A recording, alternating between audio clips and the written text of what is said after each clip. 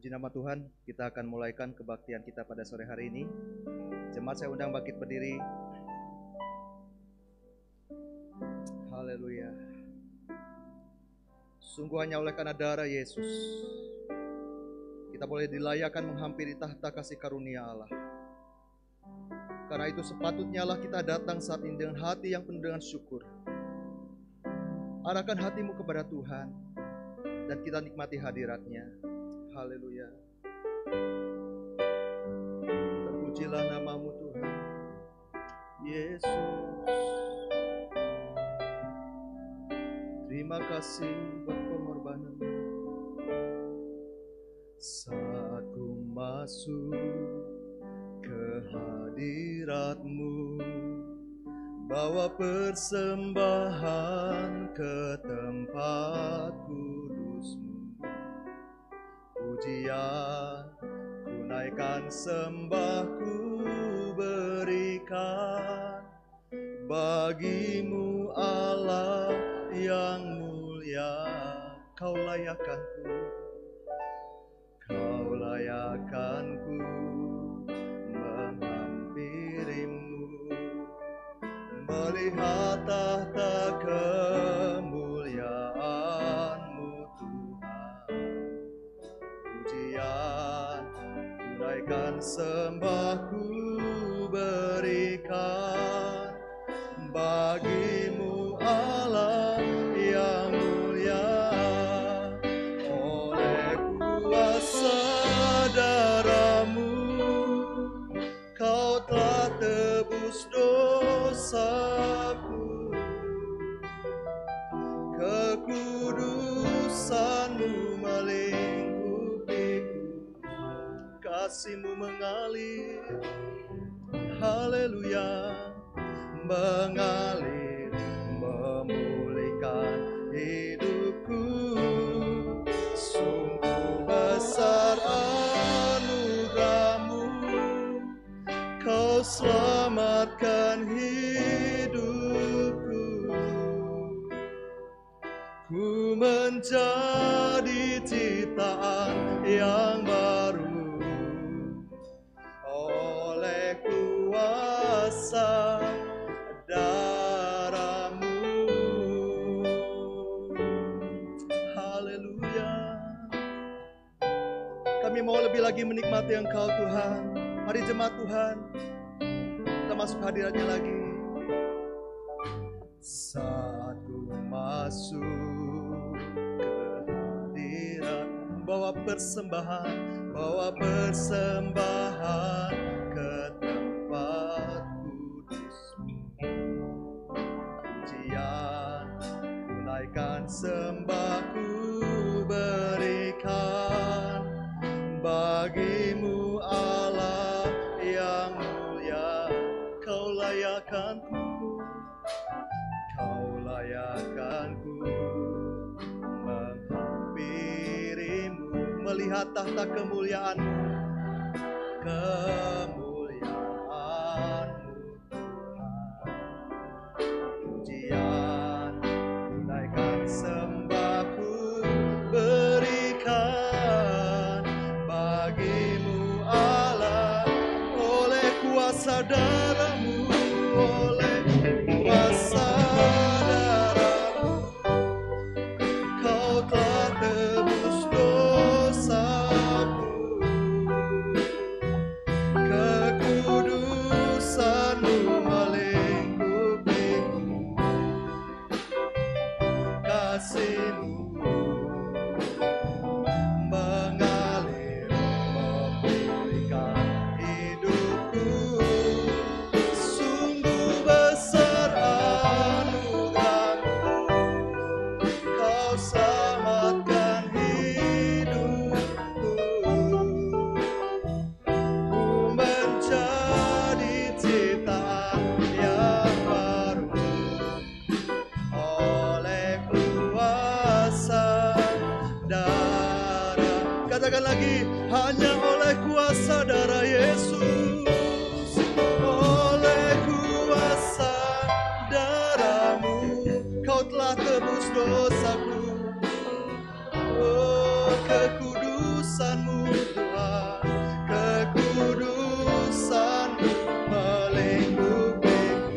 Biar kasih-Mu mengalir dan terus mengalir, mengalir memulihkan hidupku.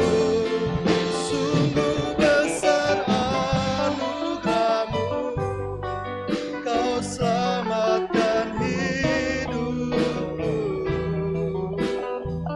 Ku menjadi ciptaan yang baru oleh kuasa dan ku menjadi ciptaan yang baru. Ku menjadi ciptaan yang baru oleh kuasa dan ku menjadi ciptaan baru. Ku menjadi ciptaan yang baru oleh kuasa darah-Mu. Mari bawa persembahan kita di hadapan Tuhan. Angkat suaramu, angkat hatimu. Oh, sembah, sembah, sembah Tuhan. Sebab besar kasih-Nya, ajaib sungguh anugerah-Nya. Oh, haleluya, haleluya, haleluya. Kami bersyukur Tuhan. Sungguh Engkau baik, sangat baik, teramat baik. Tak berkesudahan rahmat-Mu Tuhan, kasih setia-Mu. Haleluya, haleluya.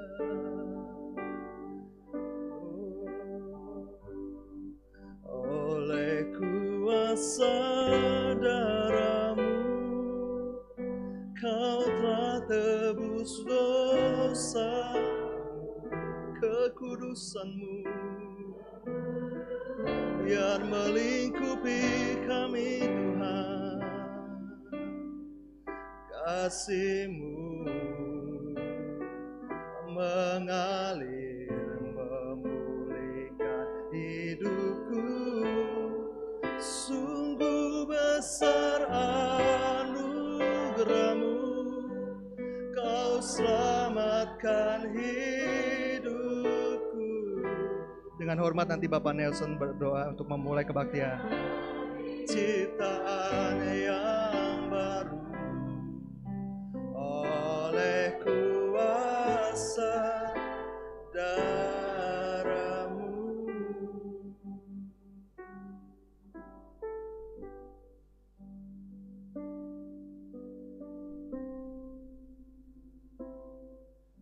Jemaat yang dikasihi oleh Tuhan, mari kita bersatu di dalam doa. Bapa kami yang di sorga, Bapa kami di dalam nama Yesus Kristus, segala puji hormat kemuliaan hanyalah bagi-Mu Tuhan, sebab Engkau Allah yang hidup, Allah yang layak dipuji dan disembah. Terima kasih buat sore hari ini Tuhan, kalau kami umat-umat-Mu diberi waktu untuk datang bersujud di kaki-Mu Tuhan. Ini suatu anugerah bagi kami umat-Mu. Terima kasih Bapa, terima kasih. Kami mau memuji Engkau, kami mau memuliakan nama-Mu. Urapi hati dan pikiran kami, agar kami sungguh-sungguh untuk datang bersujud di kaki Engkau Tuhan. Kami mau bersukacita, bersukaria untuk menyembah Engkau. Biarlah Tuhan hati-Mu disukakan, hati-Mu disenangkan ya Tuhan kami. Terima kasih Bapa, urapi kami semua, agar kami benar-benar menikmati hadirat-Mu. Terima kasih Bapa, terpujilah Engkau, di dalam nama Yesus Kristus kami berdoa dan mengucap syukur. Haleluya, amin. Jemaat dipersilakan duduk. Berulang kali sebelum Yesus menyerahkan dirinya untuk menjadi penebusan dosa, Dia ingatkan murid-muridnya, Dia berkata bahwa anak manusia memang harus diserahkan, tapi Dia akan bangkit dari kematian. Yesus setia dengan perkataannya, dan kesetiaannya mendatangkan pengharapan. Lewat kebangkitannya, kita dibawa dalam hidup yang penuh kelimpahan. Sebab Dia hidup, ada hari esok. sebab Dia hidup. Ada hari esok, oh sebab Dia hidup, sebab Dia hidup. Ku tak gentar, karena ku tahu Dia pegang hari esok. Hidup jadi berarti sebab Dia hidup. Kita nyanyikan pujian ini dengan penuh sukacita. Haleluya. Sampai bertepuk tangan. Haleluya, puji Tuhan.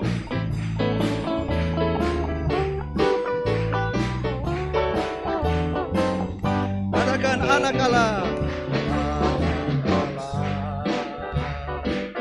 Yesus namanya, penyembuhan, penyucian,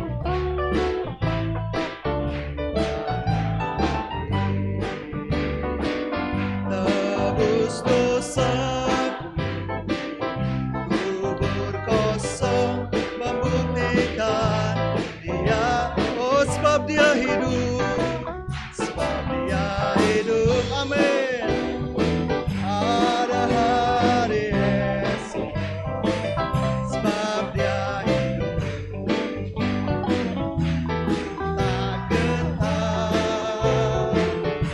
karena ku tahu Dia pegang hari esok. Hidup jadi berarti sebab Dia hidup. Anak Allah, Yesus namanya.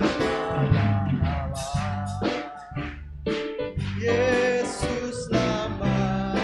Yakini dengan iman, Dia menyembuhkan. Oh, Dia menyucikan.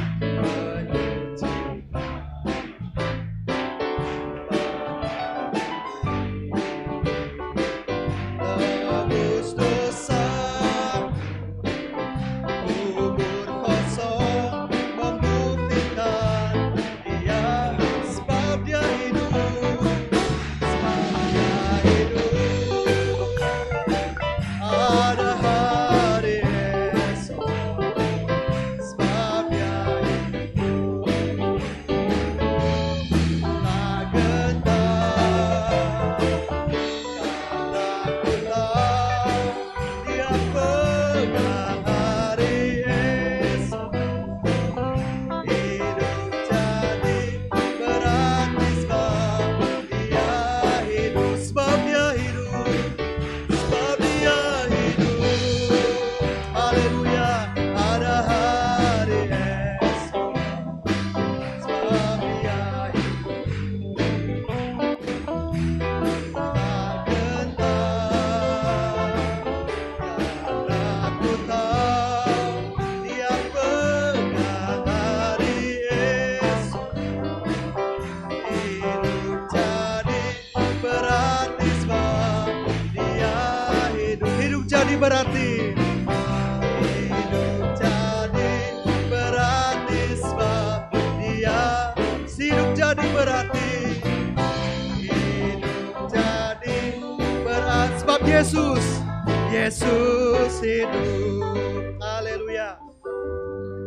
Tentunya pengharapan ini tidak hanya menjadi bagian kita, tetapi biarlah lewat kesaksian hidup kita, orang lain juga boleh tahu siapa Yesus yang kita sembah. Amin. Kita angkat pujian ini, tiap orang harus tahu.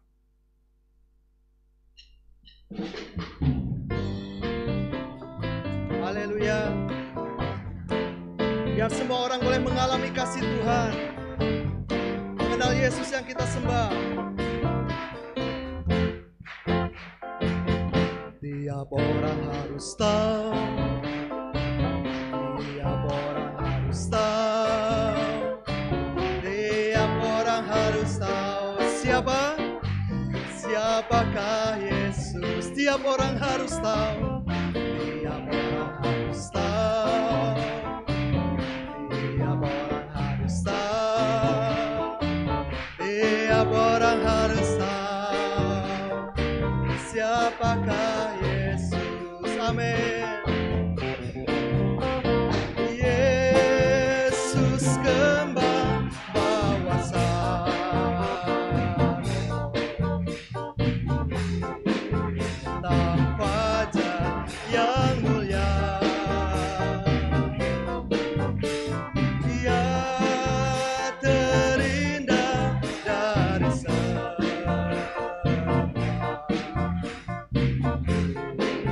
Tiap orang harus tahu. Kita bikin agak berbeda sedikit. Jadi saya mau kita saut-sautan. Nanti yang pertama nyanyikan yang pria dulu ya.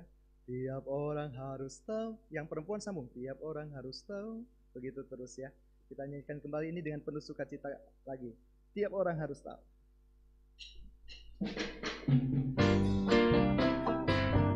Sampai bangkit berdiri kita angkat pujian ini.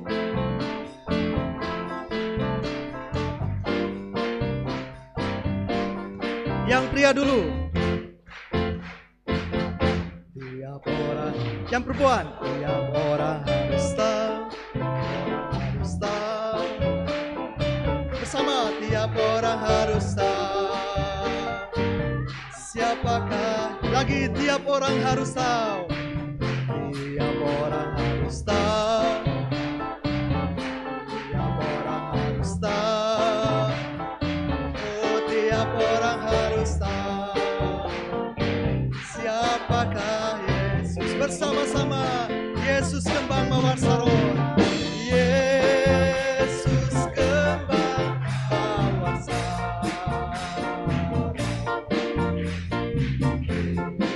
Bintang fajar yang mulia. Oh, dia terindah.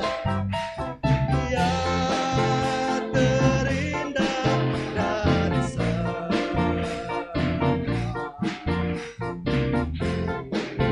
Tiap orang. Kembali yang pria dulu. Tiap orang harus tahu. Tiap orang harus tahu.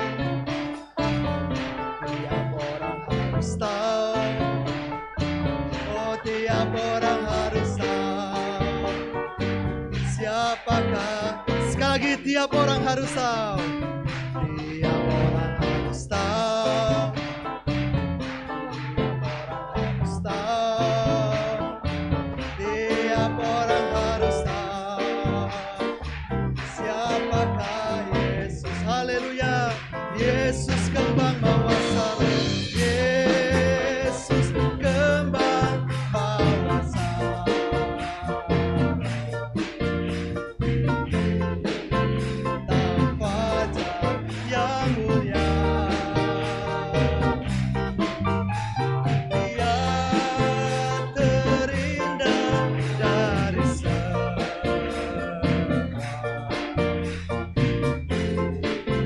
Tiap orang. Yesus kembang mawar saron. Oh, Yesus kembang mawar saron. Bintang fajar yang mulia. Dia terindah dari semua.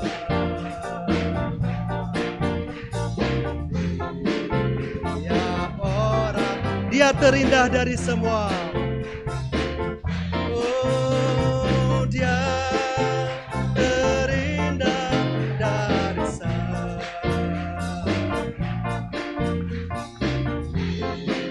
Tiap orang harus tahu. Jemaat silakan duduk.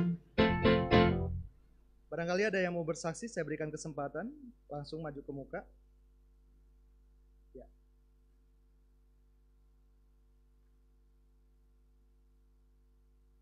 Selamat sore, selamat berbakti dalam hidup.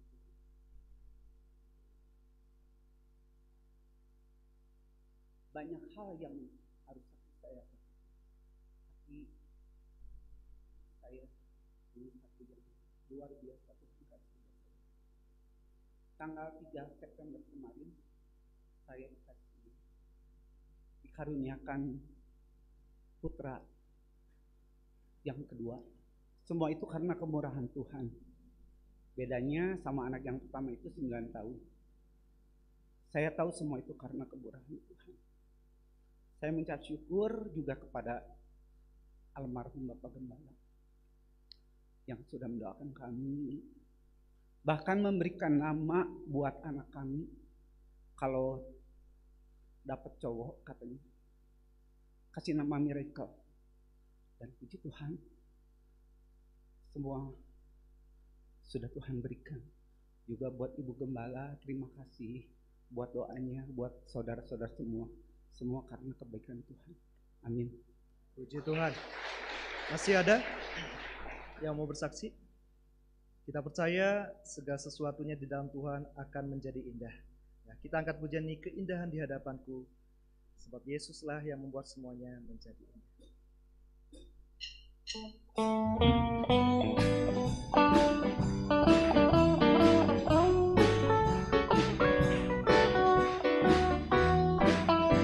Mari kita katakan, keindahan di hadapanku.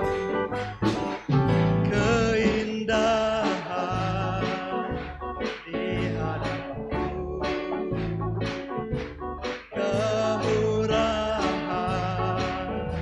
di belakangku,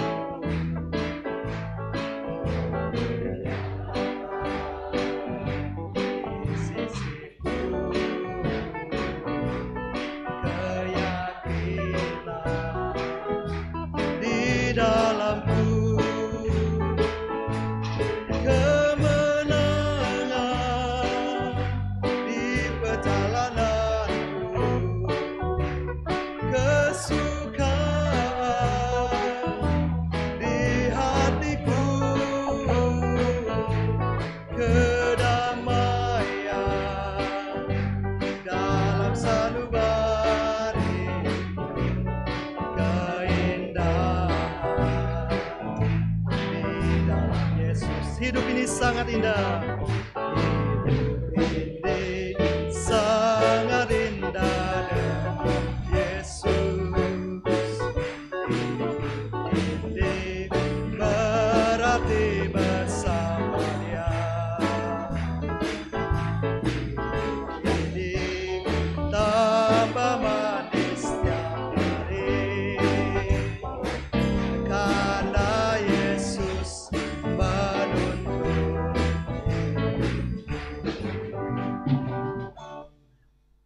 Puji nama Tuhan, selamat sore, selamat kita beribadah di dalam kasih Tuhan Yesus Kristus.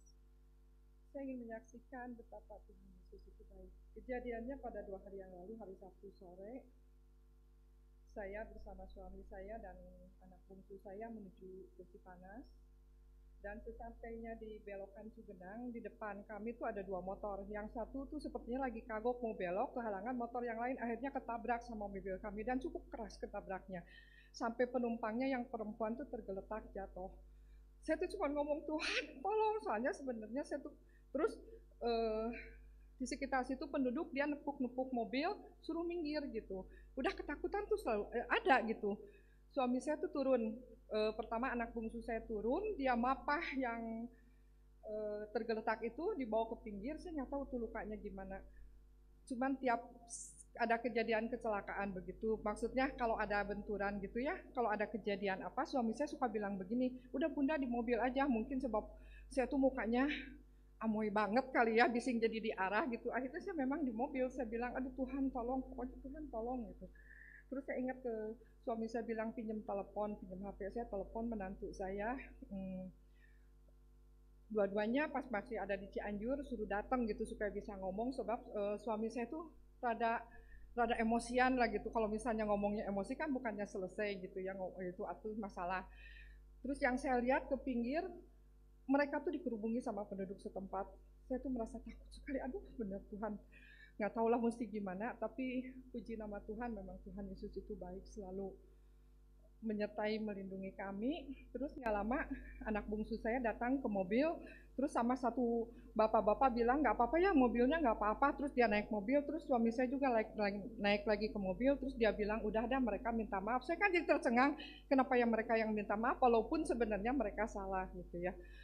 Tapi ternyata memang semua terselesaikan. Provokator ada di situ yang suruh minta ganti, ya ganti-ganti katanya ya. Tapi yang satu ada bapak-bapak bilang begini, udah nggak, jangan ribut dulu katanya, jangan sampai polisi datang, siapa sih yang mau kecelakaan begini katanya, kita selesaikan baik-baik. Akhirnya yang penumpang itu ternyata nggak apa-apa, cuma lecet sedikit. Malah yang perempuan itu bilang minta maaf ya Pak ya, kami memang salah gitu. Jadi semua terselesaikan walaupun suami saya bilang ini untuk ganti terkejut gitu ya, dikasih uang juga, terus ini untuk ganti motornya. Jadi maksudnya cuman kita keluar biaya nggak terlalu banyak, dan semua terselesaikan sampai semua beres lagi dan kami melanjutkan perjalanan. Cuman saya ingin katakan satu hal, Tuhan Yesus memang luar biasa dan baik. Puji Tuhan. Tidak pernah dikecewakan orang yang berharap kepadanya. Kita angkat pujian ini sekali lagi, orang yang berharap Tuhan dibaharui kuatnya.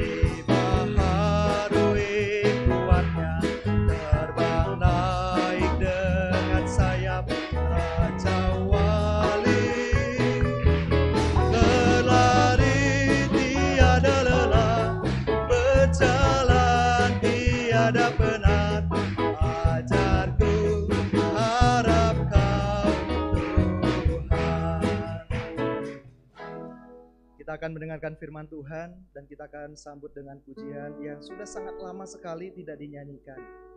Saya teringat kurang lebih 30 tahun yang lalu, waktu pertama kali saya mendengar lagu-lagu yang Tuhan taruh dalam hatinya almarhum Bapak Gembala Om Yoyo.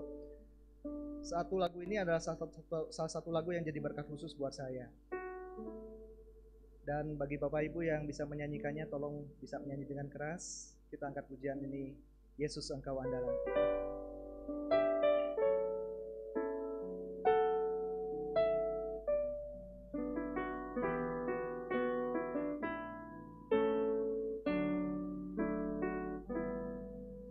Yesus Engkau andalanku,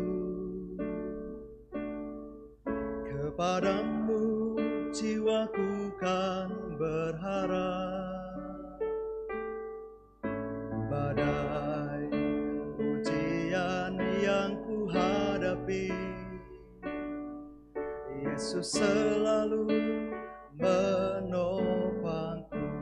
Yesus Engkau andalanku, Yesus Engkau andalanku, kepadamu jiwaku kan berharap. Badai ujian yang ku hadapi,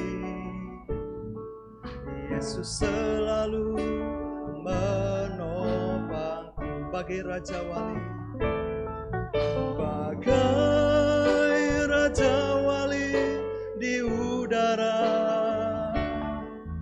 terbang tinggi di angkasa, dengan kekuatan sayapnya sampai ke gunungnya yang kudus, sampai ke gunungnya yang kudus. Kita berdiri bersama-sama, angkat pujian ini kembali.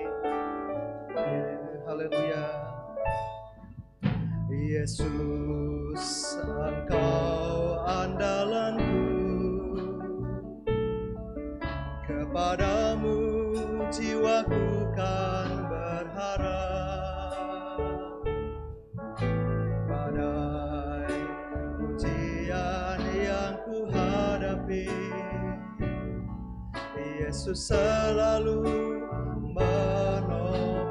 Bagai Raja Wali di udara, bagai Raja Wali di udara, terbang tinggi di angkasa, dengan kekuatan sayapnya sampai ke gunungnya yang kudus, sampai bagai Raja Wali di udara. Oh, bagai Raja Wali di udara, terbang tinggi di angkasa, dengan kekuatan sayapnya sampai ke gunungnya yang kudus, sampai ke gunungnya. Nanti dengan hormat saya minta kesediaan Bapak Iyong untuk berdoa memasuki firman Tuhan. Bagai Raja Wali, bagai Raja Wali di udara, terbang tinggi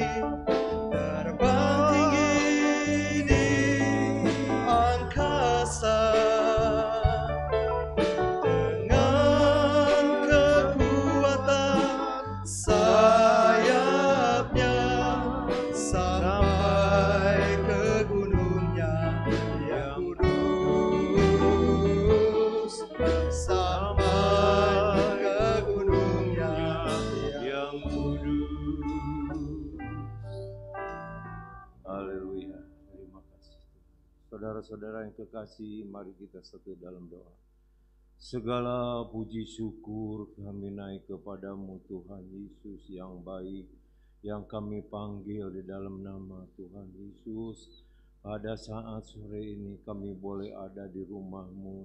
Ini bukan karena kehebatan kami, bukan karena keberhasilan kami, melainkan semua berkat kasih dan anugerah-Mu. Kami boleh puas Tuhan dengan memuji Engkau Tuhan Yesus Allah yang kudus Tuhan.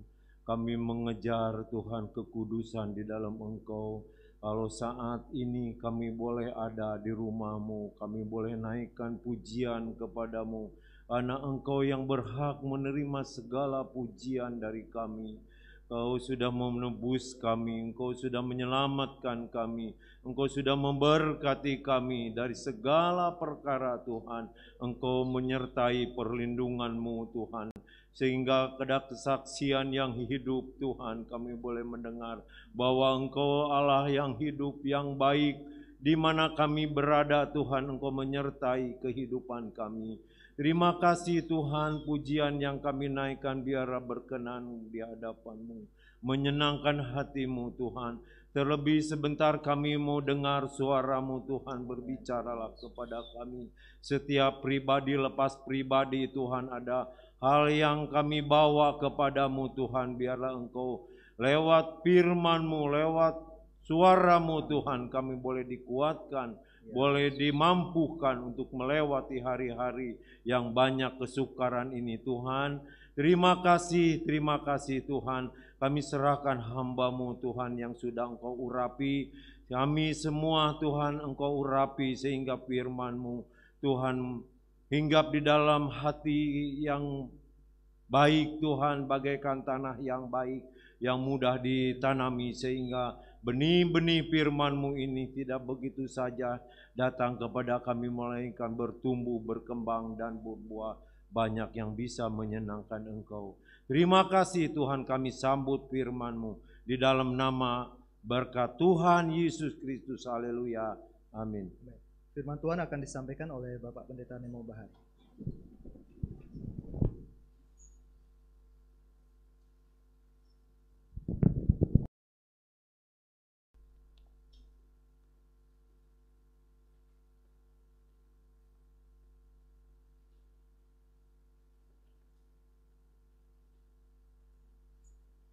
Haleluya, selamat sore semua. Mari seperti biasa Bapak Ibu berikan senyum kiri kanan. Yang belum disenyumin boleh dibuka maskernya sebentar. Ada sukacita di rumah Tuhan. Pastikan semua tetap tersenyum. Haleluya. Sebelum saya sampaikan firman Tuhan, saya mau minta maaf terlebih dahulu Bapak Ibu.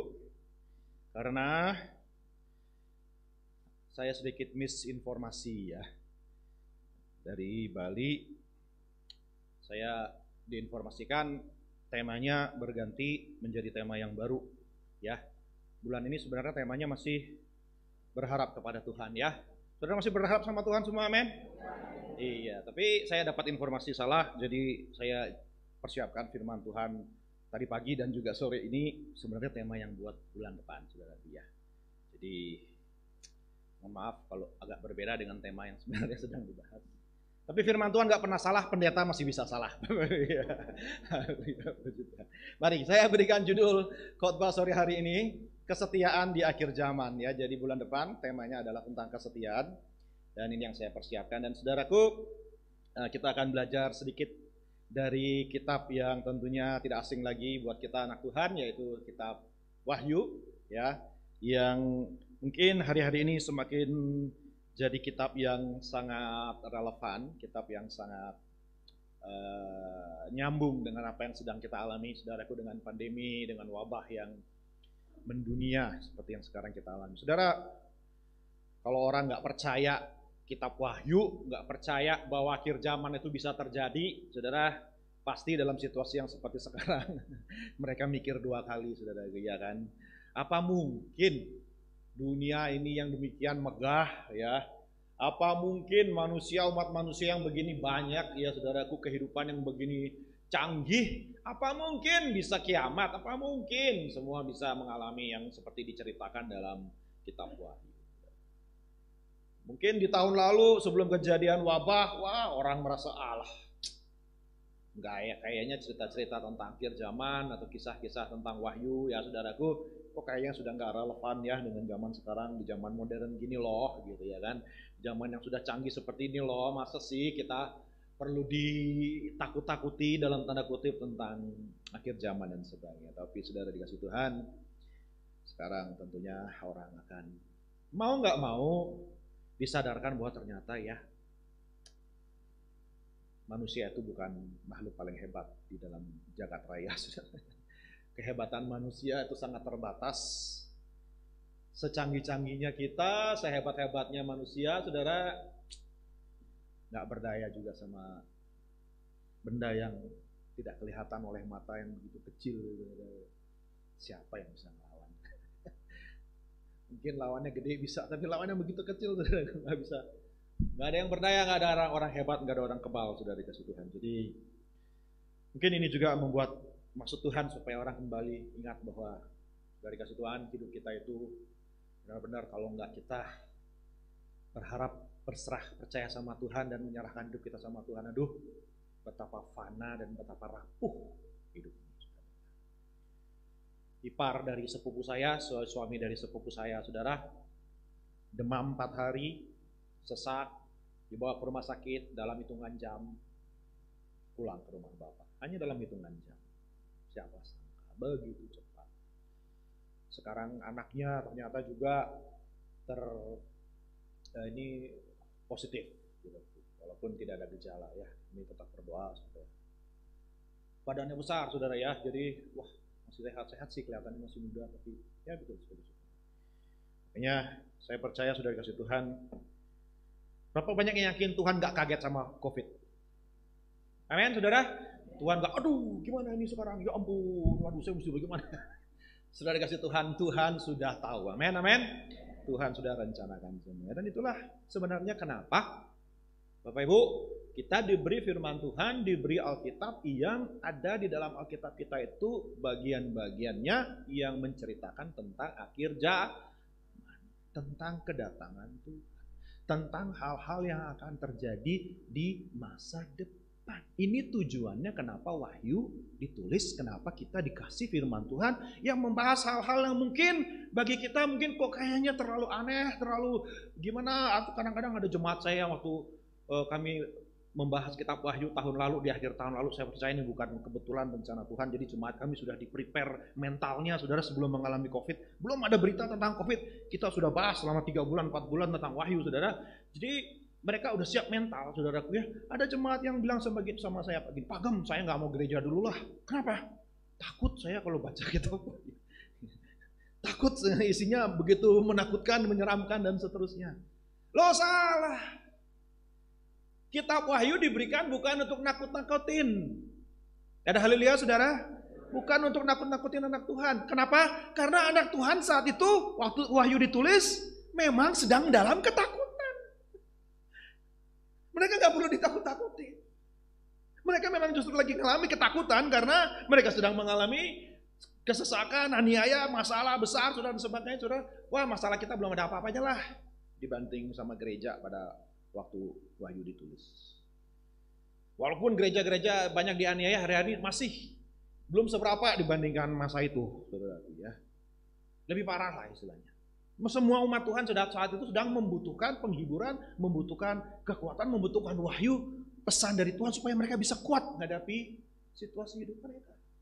Makanya wahyu diberikan. Justru untuk membuat jemaat Tuhan, umat Tuhan tahu bahwa apapun boleh jadi di alam jagat raya ini, semuanya tetap ada di bawah kontrol Tuhan. Yang duduk di tahta tetap Dia yang maha kuasa. Dia yang mengatur segala sesuatu dari sorga. Tidak ada sesuatu pun yang jadi di muka bumi kalau bukan Tuhan yang memutuskan. Sehingga umat Tuhan yang lagi ketakutan pun pada hari-hari itu, saudaraku, dikuatkan lagi imannya. Mereka disadarkan lagi bahwa apapun boleh jadi dalam hidup ini. Ku tahu siapa yang pegang hari esok hidupku. Dialah Alfa dan Omega, yang awal dan yang akhir. Jadi umat Tuhan bukan tambah ketakutan ketika mereka baca Wahyu, tambah iman mereka dikuatkan sebenarnya. Saudara kasih Tuhan, penting kita belajar kitab-kitab seperti ini supaya saudara tahu gereja Tuhan itu udah biasa mengalami tekanan, udah biasa ngadapin situasi, ngadapin masalah. Itu udah sarapan pagi gereja Tuhan selama 2000 tahun, saudaraku. Nggak ada yang baru di kolong langit ini buat gereja Tuhan. Sudah biasa kita mengalami tekanan seperti itu, sehingga kita tidak perlu khawatir, tidak perlu takut, tidak perlu panik, tidak perlu, saudaraku, parno. Tidak perlu fobia, sedikit-sedikit sudah dikasih Tuhan. Kita tahu Tuhan yang atur semuanya. Tuhan tetap berkuasa di atas semuanya. Bukan berarti lantas kita, saudaraku, jadi ceroboh, ya, melanggar aturan dan sebagainya. Bukan. Tapi kita jalani hidup ini bukan dengan ketakutan, tetapi dengan keyakinan Tuhan pasti tahu melindungi orang yang berharap kepadanya. Haleluya. Sebabnya, saudara, kita akan melihat dari kitab Wahyu ini khususnya tentang ada satu tema yang mungkin ketika kita baca Wahyu sering terlewatkan kalau kita tidak mendetil membacanya, bahwa ada penekanan tentang pentingnya di akhir zaman, ya, di dalam masa yang diceritakan dalam kitab Wahyu itu, pentingnya umat Tuhan itu tetap setia. Next slide. Saudara, yang pertama kita lihat kata setia muncul di dalam kitab Wahyu ini. Di pasal yang pertama kita lihat ketika Tuhan sendiri memperkenalkan dirinya. Ketika Tuhan menunjukkan pribadinya kepada sang penulis, yaitu Yohanes, rasul yang terakhir, yang masih sisa pada waktu itu, tahun 95 Masehi sekitar, saudaraku, dia dinyatakan tentang Wahyu ini dan Tuhan mau menunjukkan pribadinya. Dan mari kita baca sama-sama firman Tuhan dari ayat yang keempat, Bapak Ibu ya. Kita akan baca ayat yang keempat dan saya baca ayat 4, kita baca ayat 5 sama-sama, saudaraku. Wahyu 1 ayat 4 dan 5, demikian bunyi firman Tuhan. Dari Yohanes kepada ketujuh jemaat yang di Asia Kecil. Kasih karunia dan damai sejahtera menyertai kamu. Saudara percaya kasih karunia menyertai itu saudara semua? Amin. Ada shalom, ada damai menyertai saudara semua. Dari Dia yang ada. Dia ini siapa? Bapa ya. Allah Bapa yang ada, yang sudah ada, dan yang akan datang. I am, I was, dan I will be. I am, ya, the great I am. Aku adalah aku yang aku, saudaraku. YHWH, ini adalah nama Allah Bapa kita. Jadi bukan cuma dari Yohanes pesan ini, tetapi dari Allah Bapa sendiri yang ada, yang sudah ada, dan yang akan datang. Dan dari ketujuh roh yang ada di hadapan tahtanya. Ketujuh roh ini adalah 7 sifat, 7 karakter dari Roh Kudus. Tentunya tidak ada 7 Roh Kudus, hanya ada 1 Roh Kudus dari kasih Tuhan.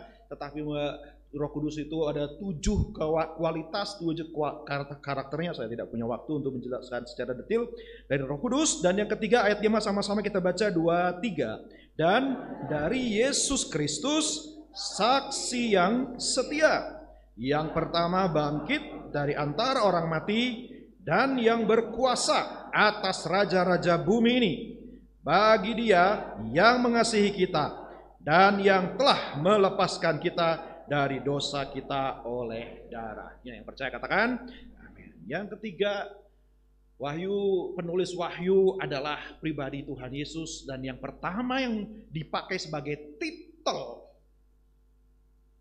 dari Yesus. Itu ada banyak titel Tuhan Yesus, saudara. Ya, jabatan yang Tuhan Yesus bisa pakai yang berkenan dengan Dia. Tapi kalau titel ini yang dipakai berarti ada maksudnya. Kalau yang dikatakan saksi yang setia itu yang ditekankan, bukan titel-titel yang lain. Berarti ada sesuatu yang mau dipesankan bagi umat Tuhan. Langsung to the point. Tuhan mau menunjukkan sepanjang kitab Wahyu ini, apapun boleh jadi. Tuhan mau bilang kepada umatnya, saya setia. Saya marturion, martir yang setia. Dia tidak memperkenalkan diri sebagai juru selamat, sebagai Tuhan, sebagai anak domba Allah yang pertama dan sebagainya, nanti ada semuanya. Tetapi yang pertama langsung dia perkenalkan yang menjadi fokus utama bagi umat Tuhan dalam masa akhir zaman adalah dia adalah martir yang setia, yang rela menderita, yang taat sampai mati dan tidak berubah ketekunannya, tidak berubah kesetiaannya, dia tetap jalani sampai selesai. Saksi yang setia. Bagi gereja pada waktu itu yang lagi ketakutan karena mereka memang nyawa mereka lagi terancam. Jadi cinianya yang baru segitu aja sudah takut ya, ya. Bagaimana kalau nyawa yang terancam, saudaraku, ya kan? Waduh. Bayangkan jemaat pada waktu itu, saudaraku, mereka mikir, wah kalau saya mempertahankan iman nih, taruhannya bisa nyawa. Penganiayaan nih. Gimana nih saya? Apa yang harus saya lakukan? Apa saya akan tetap pertahankan iman? Apakah saya tetap jalani hidup saya? Tetap rela bayar harga ikut Tuhan? Karena harganya nggak murah, saudaraku. Makanya Tuhan langsung bilang, saya loh udah jalanin penderitaan dan saya setia.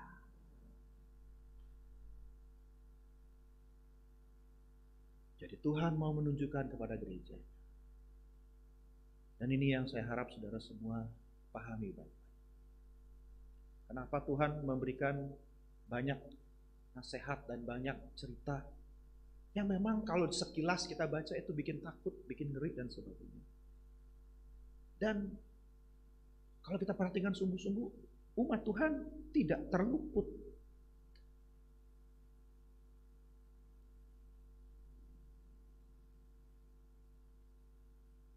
Memang berbagai macam pandangan, berbagai macam penafsiran tentang kitab Wahyu yang membuat kadang-kadang saudara gereja bahkan ribut satu dengan yang lainnya.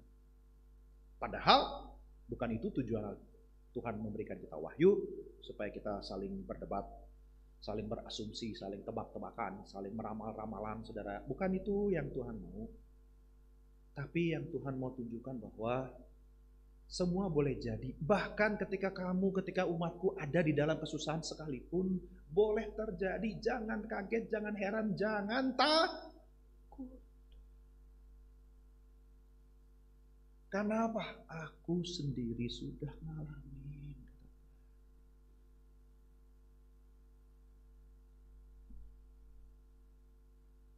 I know. I've been there. Saya sudah ngalamin, saya sudah ngerasain. Saya tahu rasanya seperti apa. Dan saya sudah kasih teladan. Saya tetap setia. Dan makanya kita nggak boleh COVID, pandemi lah, apalah dipakai alasan jadi nggak setia. Nggak boleh kita pakai alasan ada masalah, ada pergumulan, ada apa sedikit jadi kita mundur. Nggak boleh. Karena bagi umat Tuhan, sekali lagi sudah dikasih Tuhan, apapun boleh jadi, umat Tuhan tetap harus setia.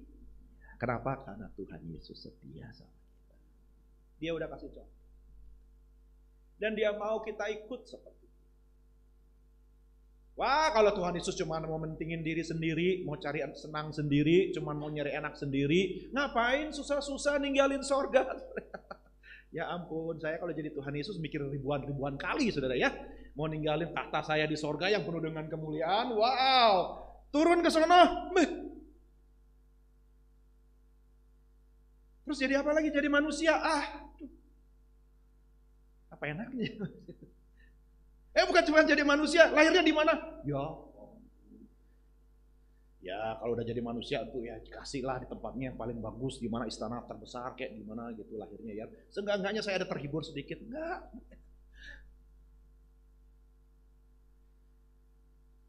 Udah gitu diulek-ulekin kan, nanti sudah hidup saya dipuja-puja dan sebagainya, enggak. Aduh, saudara kasih Tuhan. Kalau Tuhan boleh milih, saya pikir juga saudara ya secara kedagingan pasti juga semua kita pasti milih yang enak. Tapi ya Tuhan sudah kasih teladan buat kita. Haleluya, puji Tuhan. Makanya anak Tuhan gak takut sama yang namanya pergumulan. Amin. Kita gak takut sama yang tantangan. Sehingga Tuhan menunjukkan kepada kita semua, dia tetap setia. Dia seorang martir yang setia. Dia tetap rela jalani semuanya supaya gereja pun juga jadi sama seperti dia. Karena kita lihat, jangan lihat penderitaannya, jangan lihat ketika dia masih di kayu salib, jangan lihat ketika dia dicambuk, jangan lihat ketika dia mengalami penderitaan, saudara, lihat akhirnya. Jangan berhenti di bagian hanya menderitanya saja. Percayalah di balik semua kesusahan, setiap duka pasti ada sukacita, pasti ada mahkota, pasti ada rencana Tuhan yang indah. Di balik mendung pasti ada matahari yang hangat. Semuanya tetap berputar seperti itu. Tetap di balik semuanya Tuhan nyatakan kebaikannya nggak pernah berubah. Jangan lihat yang sekarang, lihat belakangnya, lihat the end of the story. Lebih baik susah sekarang tapi senang belakangnya sampai selama-lamanya daripada senang sekarang tapi susahnya sampai selama-lamanya. Kan gitu saudara ya kan? Lebih baik kita pilih yang berkepanjangan, yang di dalam kekekalan. Yang kedua, saudaraku. Jadi kita melihat kata setia ini dimulai dari pribadi Tuhan Yesus sendiri yang ingin supaya dia menjadi teladan dan menjadi inspirasi gereja dalam menghadapi akhir zaman. Next slide. Dan setia juga menjadi pesan bagi 3 gereja. Terus 3 gereja, kita tahu ada 7 jemaat, 7 gereja yang mendapat pesan khusus di Asia Kecil, kita tadi sudah lihat. Dan masing-masing gereja ini memiliki situasinya sendiri-sendiri, memiliki tantangannya sendiri-sendiri, memiliki masalahnya sendiri-sendiri, kekurangan, kelebihannya sendiri-sendiri. Dan dari 3 dari 7 gereja tersebut, saudaraku, secara spesifik kata setia ini dituntut oleh Tuhan. Dan yang menariknya, ketiga-tiganya ini termasuk bagian yang paling akhir dari gereja-gereja yang disebutkan. Ada banyak hamba-hamba Tuhan yang menafsirkan bahwa ke-7 jemaat ini menggambarkan saudara ke-7 masa gereja, 7 karakteristik gereja saudaraku yang dialami di sepanjang zaman sampai Tuhan datang, saudara ya. Yang pertama yang menerima kata setia adalah Wahyu 2 ayat 10. Saudara bisa lihat di sana Wahyu 2 ayat 10, yaitu gereja Smyrna. Saya berkesempatan pada waktu yang lalu mengunjungi kota Izmir sekarang saudaraku ya, bukan Smyrna lagi namanya tapi Izmir. Dan saya belajar sejarah yang sangat menyedihkan di sana yang juga rupanya masih berkaitan dengan pesan Tuhan. Bayangkan 2000 tahun yang lalu hampir saudaraku, dan masih dialami oleh gereja Tuhan di Smyrna. Kita lihat di sana gereja jemaat Tuhan di Smyrna. Nah, ayat berapa tadi? Tolong ditampilkan saja ya.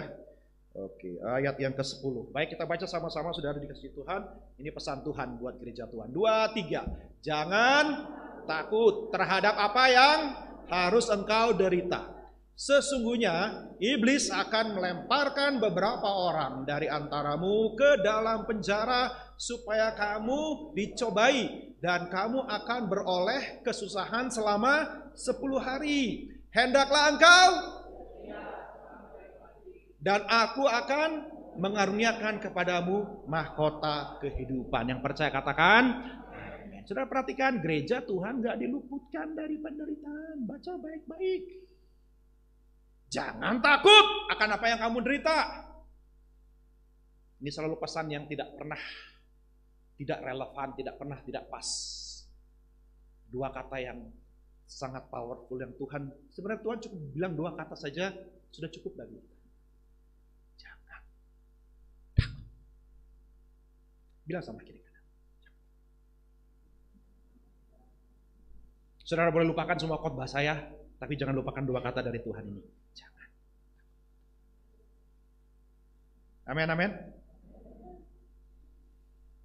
Dua kata ini saja. Tuhan bilang jangan takut. Karena Tuhan tahu reaksi kita, daging kita ini kalau ada apa-apa yang pertama muncul takut. Dan takut itu pasti akan membuat kita hilang iman, hilang percaya, hilang damai, hilang keyakinan, hilang arah dan sebagainya. Kalau sudah dikuasai sama ketakutan. Maka Tuhan bilang sama jemaat Smyrna nih, ini jemaat satu dari dua jemaat yang tidak ditegur sama Tuhan. Jemaat yang TOP BGT di mata Tuhan. Saudara. Yang lain dua masih banyak. Belang bentongnya masih banyak. Berantakannya. Yang dua ini Smyrna dan Philadelphia. Top banget. Tapi mengalami penderitaan. Dan diizinkan Tuhan dicobai selama 10 hari. Makanya harus setia sampai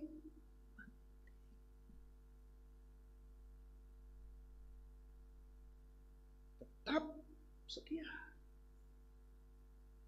Wah, saudara, ketika saya baca sejarah kota Smyrna yang sampai sekarang adalah salah satu ibu kota metropolitan di Turki sekarang, saudara ya. Apa yang dialami gereja Tuhan di sana itu sampai hampir 100 tahun yang lalu, 1922. Tahun 1922. Perang dunia pertama baru selesai. Habis selesai flu Spanyol yang seperti kita alami sekarang ini, saudara ya. Sudah kejadian tahun 1918. Pas perang dunia kedua sudah terjadi. Sampai ke Indonesia juga 4 juta orang mati di Pulau Jawa toh, saudara ya. Baru Jawa saja sudah waktu itu. Jadi hampir 100 tahun yang lalu. Sudah 100 tahun yang lalu ya, sudah 100 tahun. Tapi tahun kejadian ini 1922, perang dunia sudah selesai. Dan apa yang terjadi, saudara, karena Turki kalah, maka negara jajahannya yaitu Yunani yang notabene adalah Kristen Ortodoks, mau memberontak, ambil kesempatan untuk memerdekakan diri di bawah penjajahan Yunani yang mereka sudah alami, saudaraku, ratusan tahun. Dijajah oleh Kesultanan Turki. Anak Tuhan dijajah ratusan tahun. Saudara, mereka kalau ketahuan bicara pakai bahasa Yunani dipotong lidahnya. Maka nggak boleh pakai bahasa Yunani, semua harus pakai bahasa Turki. Ini karena saya dengar kesaksian dari guide saya, kami yang kami dari Yunani ke Turki. Jadi diceritakan tentang sejarah, tentang apa yang terjadi sama mereka. Baru kami masuk ke Turki. Saya bilang dulu di orang-orang ini sadisnya luar biasa. Tapi mereka bertahan sekian ratus tahun di bawah penjajahan Sultan Ottoman, saudara, Sultan Turki. Mereka tetap pertahankan iman, mereka diam-diam malam-malam ajarin anaknya baca bahasa Yunani, baca Alkitab, bahasa Yunani Septuaginta dan Alkitab. Saudara, kita baca Alkitab masih terjemahan Indonesia. Mereka baca Alkitab tuh asli loh, saudara. Bahasa Yunani tuh mereka baca sendiri, mereka bahasa mereka. Saudara. Mereka ajarin sama anak mereka nih loh. Tuhan kita tuh begini, saudara. Tahun 1922 ketika kota Izmir itu, saudara, memberontak. Ternyata tentara Turki walaupun sudah kalah tapi masih kuat. Dan apa yang terjadi karena pasukan Yunani cuma pasukan yang mendadak saja dikumpulkan, nggak ada strategi, nggak ada jenderal, nggak ada apa, saudara. Akhirnya terpukul mundur, terpojok di kota ini dan wah, sudah ngeri bacanya. Gereja Tuhan dibantai, dibakar habis Smyrna ini. Sampai mereka harus menyelamatkan diri karena di pinggir pantai, saudara ya. Sudah sampai di pelabuhan di pinggir pantai, dibakar semuanya, saudara, dikejar oleh api. Di sini air, di sini api. Mau kemana lagi? mau loncat ke air, banyak kapal perang tentara sekutu di sana, tapi nggak satu pun mau menolong. Yang notabene adalah negara barat, negara Kristen. Aduh kasihan.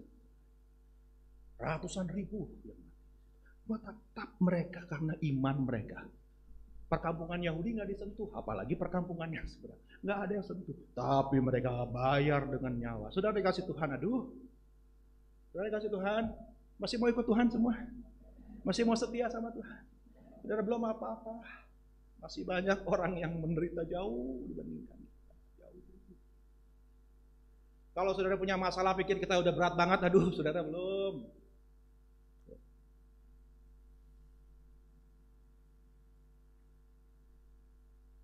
Haleluya. Ya percayalah, orang-orang yang seperti itu, mahkota sudah tersedia. Bahkan ada bagian di dalam Alkitab, dalam Wahyu, mereka berteriak menuntut keadilan darah para martir. Sampai berapa lama lagi? Ya hakim yang adil, engkau tidak akan menuntut balas atas darah kami. Setia. Yang kedua, gereja yang kedua, saudara, yang sayangnya adalah gereja yang tidak baik. Adalah gereja Pergamus. Wahyu 2 ayat 13, kita cepat di situ. Kembali kata setia, Tuhan perintahkan kepada gerejanya, aku tahu di mana engkau diam, yaitu di sana di tempat tahta iblis. Nggak main-main, saudara. Mereka ditempatkan di tempat setan bertahta, ya. Dan engkau berpegang kepada namaku, dan engkau tidak menyangkal imanmu kepadaku, juga tidak pada zaman Antipas saksiku yang setia kepadaku. Kembali martir yang setia kepadaku, yang dibunuh di hadapan kamu, di mana iblis diam. Ada banyak cerita saya bisa ceritakan tentang Pergamus. Saya mengunjungi ke sana, banyak yang saya pelajari. Tidak ada waktu di sini. Tapi kembali kita lihat apa yang Yesus alami, saksi yang setia, martir yang setia juga dialami oleh gerejanya. Antipas kita tidak tahu siapa dia, ceritanya tidak pernah diceritakan di mana-mana. Tapi Tuhan ingat orang yang martir bagi dia. Dan itu yang penting. Mungkin gak banyak orang yang tahu ceritanya. Tapi pengorbanan yang buat Tuhan tidak pernah dilupakan sama Tuhan. Maka saudara-saudara berkorban buat Tuhan, Tuhan gak pernah lupa pengorbanan saudara. Mungkin orang nggak pernah ingat, mungkin saudara nggak pernah dicatat, nggak pernah digembar-gemborkan dan sebagainya. Tapi Tuhan catat baik-baik orang-orang yang rela bayar harga, pertahankan iman dan setia. Yang ketiga adalah gereja yang menjadi gambaran gereja di akhir dari akhir zaman, yaitu gereja Laodikia. Gereja yang suamsu. Ayat yang ke-14 pasal 3. Ini gambaran dari gereja yang paling terakhir, saudara, dan nanti sebelum Tuhan datang, banyak hamba Tuhan katakan inilah gambaran gereja sebelum kedatangan Tuhan, sebelum penghakiman datang. Gereja jadi seperti gereja Laodikia yang dikatakan hidup padahal mati, panas, tidak panas, dingin, tidak dingin. Ayat berapa tadi? Ya, ayat 14. Dan tuliskanlah kepada malaikat jemaat di Laodikia, inilah firman dari Amin, saksi yang setia dan benar. Dua kata ini akan kita lihat juga berkaitan, saudara, setia dan benar. Setia dan benar. Kita harus berpegang kepada kesetiaan dan kita harus tetap berpegang kepada kebenaran di akhir zaman ini. Ya sudah dikasih Tuhan, sampai akhir zaman nanti tetap Tuhan minta gerejanya tetap setia. Haleluya. Coba bilang sama di kanan, ayo tetap setia. Ya, bilang satu lagi, sebelahnya lagi, setia ibadah. Ayo bilang, saudaraku.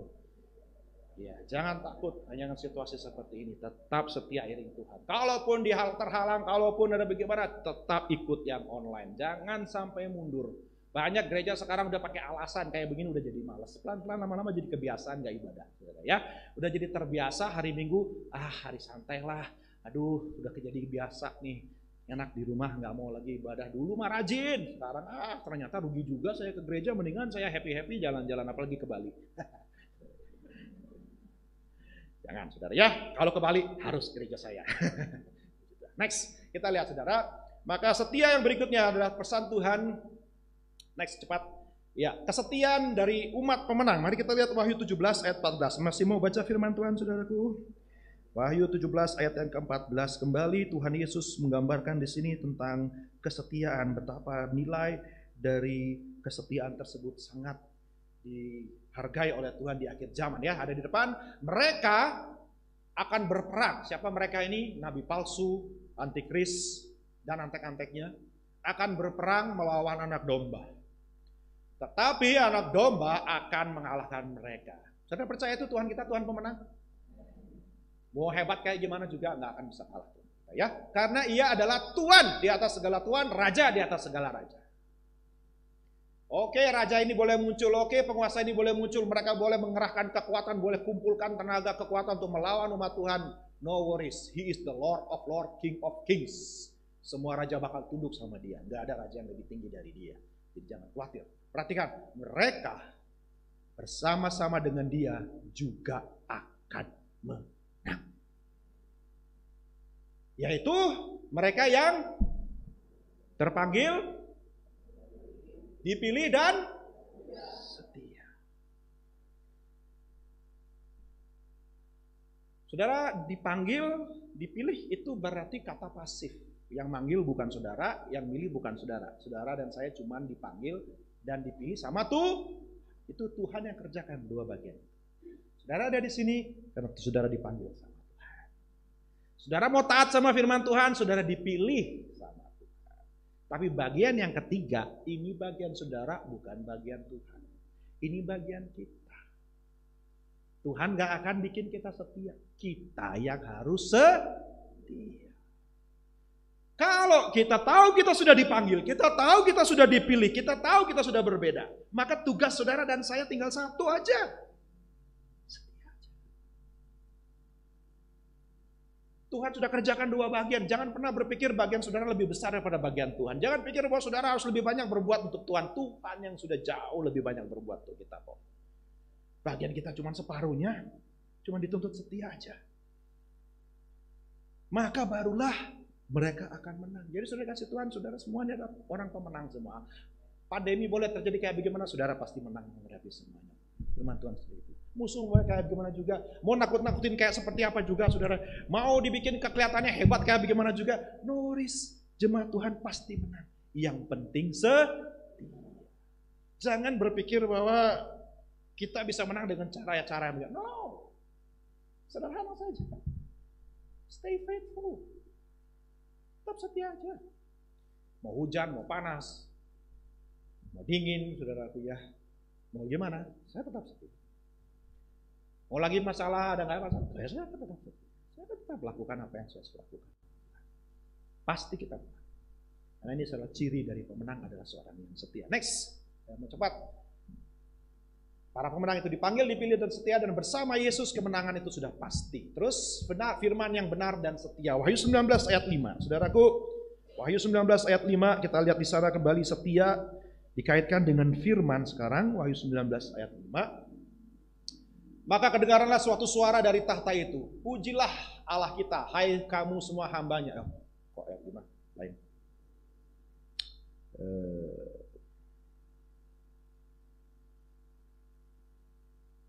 Maaf, bukan ayat 5, ayat 15.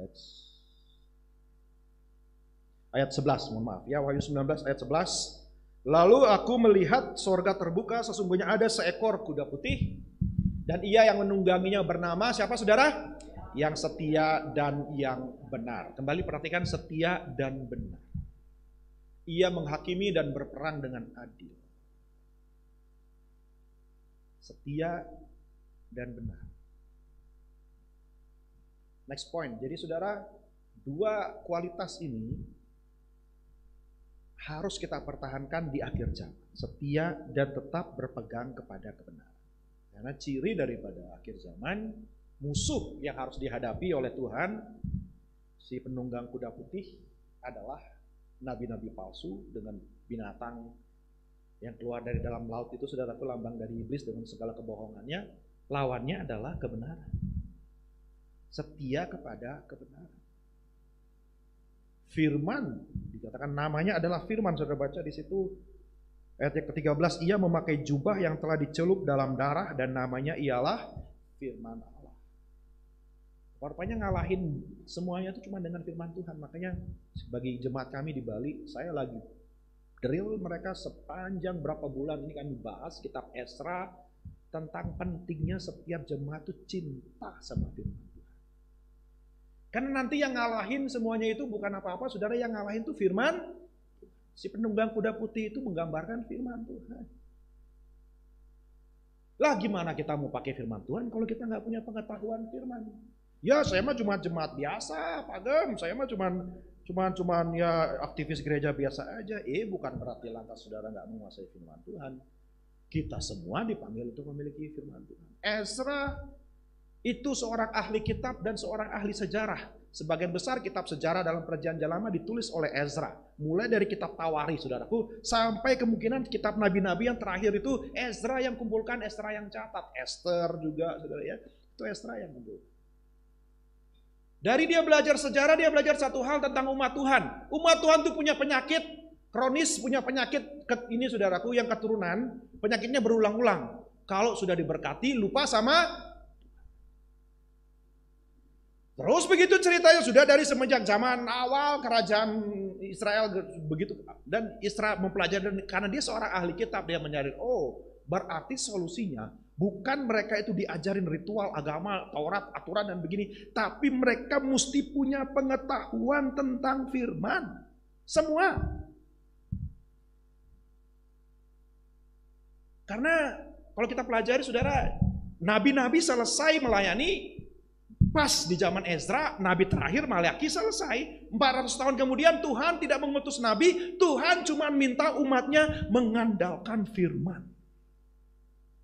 Ngadapin tantangan yang luar biasa kalau kita pelajari selama 400 tahun itu sudah luar biasa. Umat Tuhan tetap marah.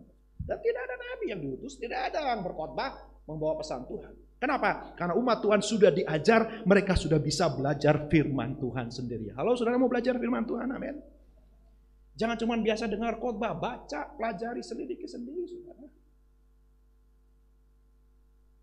Wah, saudara sudah terlalu banyak diberkati oleh Bapak Gembala, makanya sudah saatnya Bapak Gembala diambil sama Tuhan. Sekarang saudara sendiri semua khotbah yang sudah didengar puluhan tahun, sekarang saudara yang harus menjalani firman Tuhan.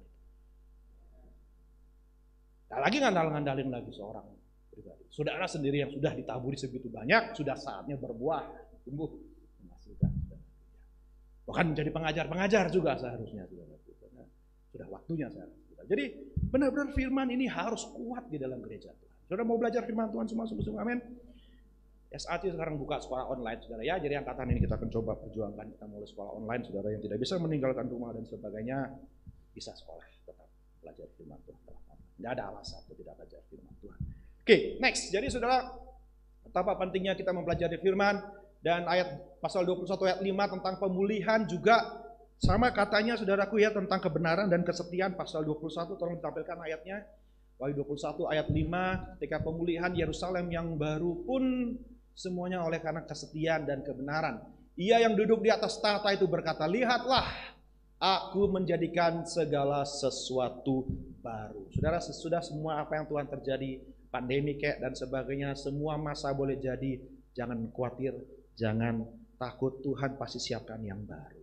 Tuhan selalu sediakan yang baru. Dan firman-Nya, tuliskanlah karena segala perkataan ini adalah setia dan benar. Dalam bahasa aslinya, setia dan benar. Firman Tuhan itu setia, gak akan pernah berubah. Dan dia tetap benar, tetap sama. Jadi kesetiaan dan kebenaran itu akan tetap ada. Pemulihan akan terus dibawa terjadi dalam gereja Tuhan dalam kesetiaan dan kebenaran. Next. Poin yang terakhir kita lihat di situ, bahwa kita juga harus menantikan kedatangan Tuhan dengan setia. Wahyu 22 ayat 6, silakan Wahyu 22 ayat 6. Sebelum kita masuk dalam perjamuan kudus, Wahyu 22 ayat 6. Lalu kita baca sama-sama saudara, 2, 3. Lalu ia berkata kepadaku. Perkataan-perkataan ini setia dan benar. Dan Tuhan Allah yang memberi roh kepada para nabi telah mengutus malaikatnya untuk menunjukkan kepada hamba-hambanya apa yang harus segera terjadi. Pesan Tuhan itu setia dan benar, maka kita harus menantikan Tuhan dengan setia. Saudara masih menanti kedatangan Tuhan, amin? Tanda-tandanya sudah nyata. Ya, mudah penggenapan firman Tuhan, sekali Tuhan timpakan bencana sepertiga penduduk bumi yang mati. Wah, gampang sekali ternyata saudara kalau kita bisa lihat. Nggak ada yang mustahil. Manusia mau canggih kayak bagaimana juga nggak bisa. Bisa tetap akan terjadi.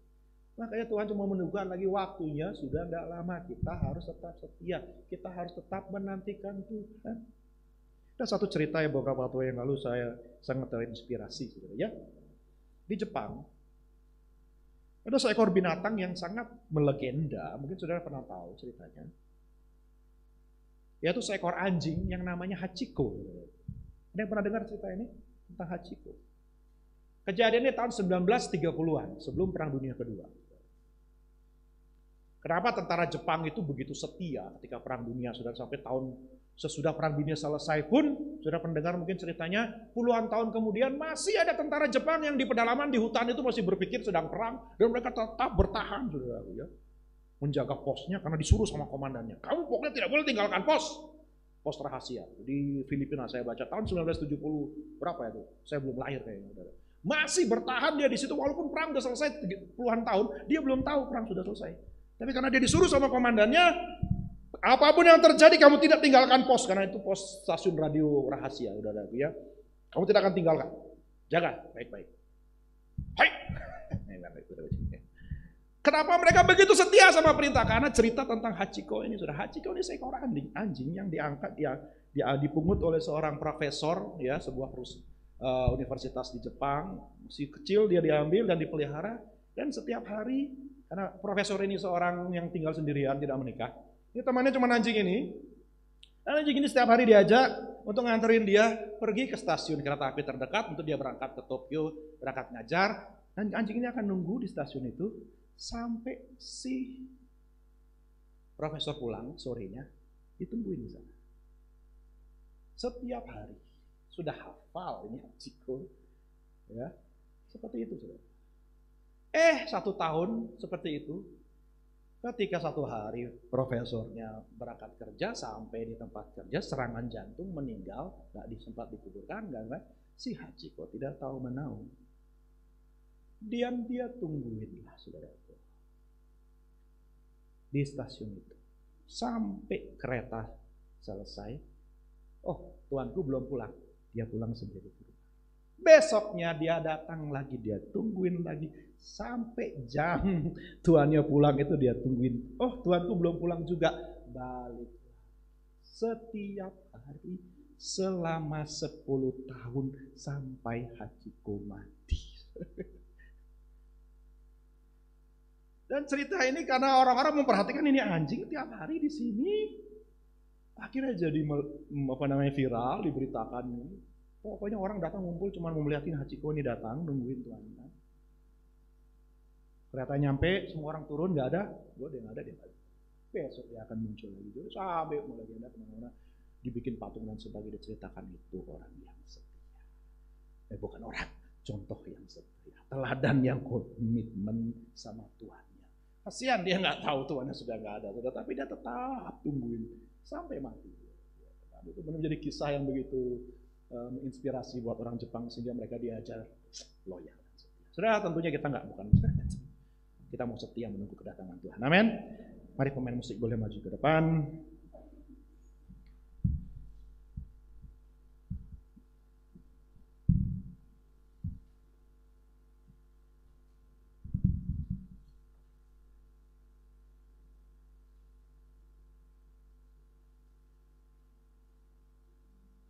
Untuk menyambut firman Tuhan, kita akan nyanyikan sebuah pujian. Selidiki aku. Selidiki aku, lihat hati, apakah ku sungguh mengasihi Yesus, Kau yang Maha Tahu dan menilai, tak ada yang tersembunyi bagimu. Selidiki aku Tuhan, selidiki aku, lihat hati, apakah ku sungguh mengasihi Yesus, Kau yang Maha Tahu dan menilai hidupku, tak ada yang tersembunyi bagimu. Oh, telah kulihat kebaikanmu yang tak pernah habis hidupku. Ku berjuang sampai akhirnya kau dapati aku tetap setia. Selidiki aku Tuhan, selidiki aku. Mari para pelayan saya undang maju ke depan. Hati kami mau setia padamu Tuhan. Kami mau mengasihimu Yesus, Kau yang Maha tahu dan menilai hidupku. Amin, amin. Tak ada yang tersembunyi bagimu. Telah kulihat kebaikanmu yang tak pernah habis di hidupku. Ku berjuang sampai akhirnya kau dapati aku tetap setia.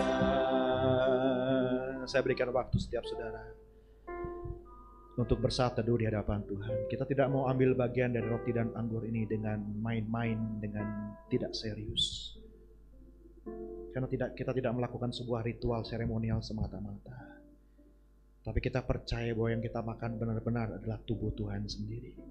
Yang akan kita minum benar-benar adalah darah Tuhan Yesus sendiri. Yang sudah dikorbankan, bukti dari kasih setianya bagi kita. Kalau saudara punya barang satu kesalahan di hadapan Tuhan, akui di hadapan Dia pada sore hari ini. Jangan simpan kesalahan, jangan simpan dosa, baik pribadimu maupun orang lain. Lepaskan pengampunan bagi yang perlu diampuni. Berikan pengampunan bagi orang yang perlu diampuni. Dan jangan simpan kekecewaan, sakit hati. Jangan simpan, saudaraku, rasa jengkel, rasa benci, rasa dendam. Jangan simpan iri hati satu sama lain. Kita tidak mau berkat perjamuan berubah menjadi kutuk dan sakit penyakit kalau kita tidak ambil dengan kudus dan layak di hadapan Tuhan. Tuhan, kami tahu oleh anugerah-Mu Engkau sudah melayakkan kami Tuhan. Kami tidak mau melakukan ini hanya karena kebiasaan Tuhan, tapi kami menyadari ini adalah cara kami Tuhan untuk tetap terpelihara. Cara-Mu untuk memelihara kami sampai kedatangan-Mu kali yang kedua. Sebab Engkau tahu kami penuh dengan kelemahan dan penuh dengan ketidakmampuan Tuhan. Kami butuh kekuatan sorgawi sehingga kami bisa bertahan dan setia di dalam dunia ini. Kami butuh hidup yang dari sorga Tuhan, sehingga kami bisa hidup di dalam dunia ini Tuhan, yang penuh dengan ancaman dan mara bahaya. Tak satu pun dari kami yang tahu apa yang akan terjadi hari esok Tuhan. Sebabnya kami sangat membutuhkan Engkau yang empunya hari esok dalam hidup ini Tuhan. Sebab itu Tuhan, kami serahkan seluruh hidup kami. Kami mohon pengampunan yang daripada Engkau. Dan kami mohonkan berkat-Mu dari perjamuan kudus ini ya Tuhan. Berkatilah roti ini supaya kami pun terberkati. Berkatilah anggur ini supaya kami pun penuh dengan sukacita dan penebusan kekudusan daripada-Mu Tuhan. Supaya hidup kami semakin lagi mengalami kehidupan rohani, zoe yang daripada Engkau ya Tuhan. Terima kasih Tuhan Yesus. Berkati kami para pelayan-pelayan. Kuduskan kami sebagai saluran berkat-Mu Tuhan. Supaya kami dapat makan ini bersama-sama dengan Engkau. Bahkan seperti dari tangan-Mu sendiri ya Yesus. Terima kasih Tuhan. Dalam nama Tuhan Yesus Kristus kami siap lakukan. Haleluya.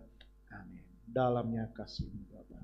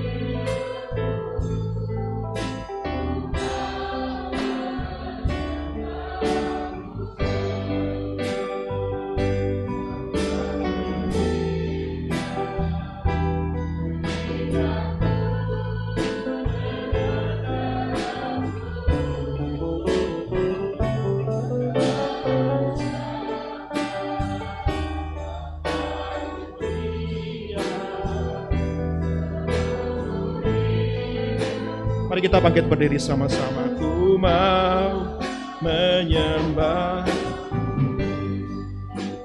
Terima kasih Tuhan. Mari kita angkat roti tanda kita menghormati tubuh Kristus.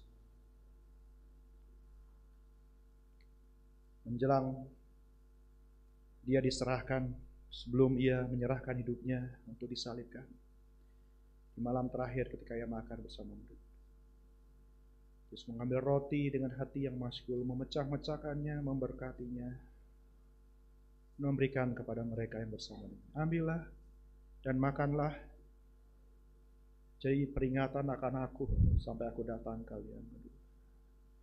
Sebab tubuhku adalah roti, adalah tubuhku yang dipecah-pecahkan bagi kamu. Setiap kali kamu memakannya, kamu memperingati akan pengorbanan. Oleh karena hidupku, maka engkau pun akan hidup. Di mana aku berada, engkau pun pasti juga akan berada. Karena apa yang ada padaku, engkau pun akan memilikinya juga. Karena aku telah memberikan seluruh hidupku bagi engkau. Karena aku mengasihi engkau dengan kasih yang kekal yang tidak pernah berubah. Aku setia sampai mati karena aku mengasihi engkau. Terima kasih Tuhan. Kami percaya ketika kami makan, kami tidak akan lapar lagi untuk selama-lamanya. Kami tahu kami terpelihara sampai kedatangan Engkau yang kedua. Mari dengan iman kita makan tubuh Yesus. Katakan dalam nama Tuhan Yesus Kristus.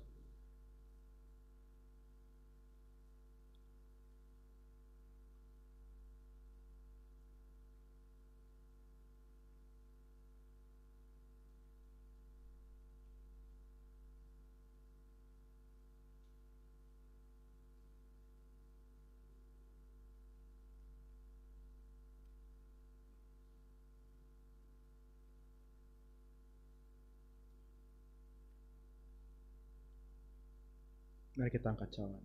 Setelah makan, Yesus mengangkat cawan, mengucap syukur atasnya dan memberikan kepada mereka yang bersama. Ambillah dan minumlah. Sebab anggur ini adalah darah dari meterai yang perjanjian yang baru. Darah penebusan dosa bagi banyak orang. Ambillah dan minumlah. Supaya oleh darahku engkau pun akan hidup. Dosamu diampuni, disucikan. Hidupmu dikuduskan, diubahkan. Sakitmu disembuhkan. Penderitaan kami tahu engkau lah yang empunya hidup ini ya Tuhan. Engkau yang berkuasa. Engkau lah yang akan menang atas setiap musuh yang ada dalam hidup ini Tuhan. Engkau sudah memberikan kemenangan untuk kami juga semua Tuhan. Engkau yang sudah memilih dan memanggil kami. Dan Engkau yang memberikan kami kekuatan untuk tetap setia mengiring Engkau ya Tuhan.